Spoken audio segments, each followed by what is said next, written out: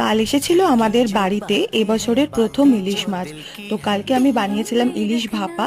প্রথমে মাছের নুন আর হলুদ মাখিয়ে নিয়েছিলাম, তারপরে সাদা সর্ষে কালো সর্ষে ভিজিয়ে রেখে কিছুক্ষণ বাদে জলটা ঝরিয়ে এর মধ্যে দিয়ে দিয়েছি নারকোল কুচি, তারপরে দিয়েছিলাম 4-5টা মতন কাঁচা লঙ্কা, হলুদ গুঁড়ো, দিয়েছিলাম সর্ষের তেল, নুন আর জল, আর কিছুটা মতন কাজু বাদাম। সব কিছু একসাথে ভালো করে পেস্ট করে নেব।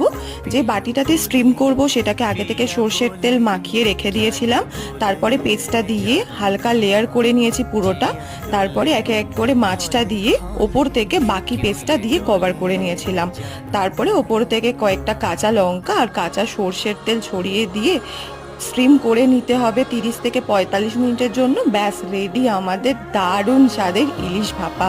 বাড়িতে অবশ্যই এইভাবে একবার ট্রাই করে দেখবেন, জানাবেন আপনাদের কেমন লাগলো। ধন্যবাদ।